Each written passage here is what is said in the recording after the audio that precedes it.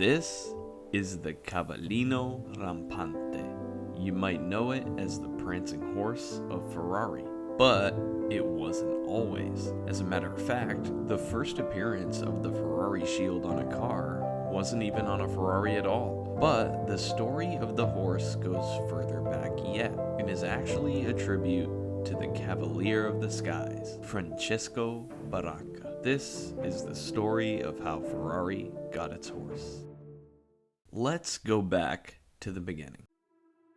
May 9th, 1888, Francesco Baracca was born in Lugo di Romagna to a wealthy landowner. In his younger years, he studied at a private school in Florence, and like many people, had hobbies outside of his studies, one of which was horse riding. He became an incredibly passionate equestrian. After his schooling concluded, he entered the military academy of Modena in 1907. Upon his commissioning in 1910, his skill as an equestrian allowed him to become a cavalryman for the prestigious Piemonte Reale Cavalleria Regiment. Within only a year, he would reach the rank of officer. His first station allowed him to attend operas in Rome, as well as practicing his hunting skill and furthering his skill as an equestrian, where he would enter competitions, actually managing to garner some fame as a competitive equestrian, before being sent to his next station in central Italy. It was there where he would fall in love with the skies. He would become greatly fascinated with aviation and proceed to learn to fly in Reims, France. He would then serve with the Battaglioni Aviatori, at least until the start of World War I. The months leading up to Italy's entry to the war were filled with controversy between pro-war and pro-peace factions. Francesco remained neutral, but was ready to serve his nation in any decision that was made. After Italy's entry to the war in May of 1915, he was sent to Paris to convert Nieuport two-seaters. Upon returning in July, he was assigned to the AA Squadriglia Nieuport. The Nieuport 10s that equipped this squadron were near useless against Austro-Hungarian raids. They were just too slow, and rarely allowed them to join battle. The pilots even resorted to leaving their observers on the ground in an attempt to improve performance, which didn't end up succeeding. When they did end up joining battle, their equipment usually jammed. To no one's surprise, a brand new name given to the squadron in December did nothing to actually fix anything. The Nieuport 11 single-seat fighter entered service in April of 1916, and it was with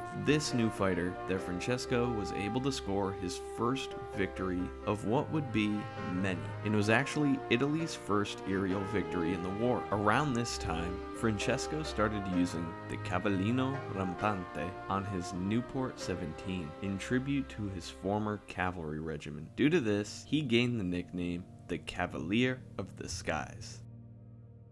After his third victory, he was transferred to 70A Squadriglia, of which he was also promoted to Capitano. He remained with the squadron until at 9 victories in May of 1917, he transferred yet again to the newly formed 91st Squadriglia, which was known as Squadron of the Aces. As his victory count continued to increase, so did his fame, eventually becoming nationally famous. Then, in June of 1917, Baracca's friend, Fulco Ruffo di Calabria, nearly ended his career when he burst out of a cloud firing at an enemy plane and just barely missed Baracca. Once on the ground, Baracca told him, "Dear Fulco, next time, if you want to shoot me down, aim a couple of meters to the right. Now, let's go for a drink and not talk of it anymore." Baracca temporarily upgraded to a SPAD 13 in October 1917, and had used it to achieve a couple more victories before writing that it had the London broken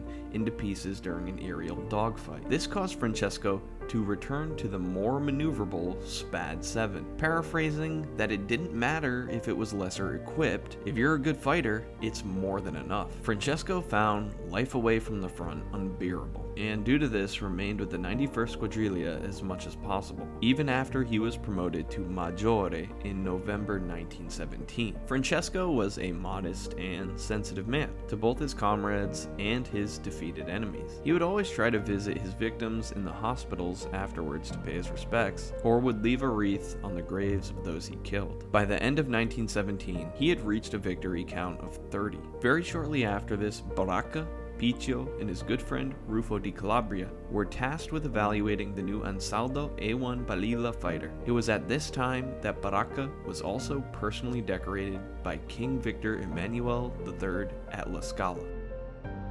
In March of 1918, being the natural-born fighter he was, Baracca convinced his superiors that he belonged back on the front. He wasn't back long before his squadron was forced to withdraw due to enemy advances on the 27th of April. Around this time, he adopted a griffin as the insignia for the planes in his unit. Most of his pilots had adopted it, though some still flaunted the Cavallino Rampante as a gesture of respect for their commander. Baracca saw little action in 1918. But was able to add more victories, bringing him to a grand total of 34. Unfortunately, this is where his victories would stop, as he would fail to return from a strafing mission on June 19th, just 3 months after asking to return to battle, and it would be 5 days later when his remains would be recovered only 4 meters away from the burnt remnants of his Spad 7. His legacy would live on though. A monument would be built on site, there'd be a huge monument to his memory in his hometown at Lugo di Romagna, many roads in Italy, the airport at Bolzano, the Roma Centacelli Italian Air Force Base, the Lugo di Romagna airfield would all be named after him. And in later years, following one of Enzo Ferrari's wins at the Targa Florio, Baracca's mother, Countess Paulina, would present the Cavallino Rampante to a young Enzo Ferrari and told him how her son used to paint the Prancing Horse on his planes, and that if Ferrari were to do the same with his cars, he'd have good luck. Ferrari would take that advice, and who knows, maybe it really did bring him luck.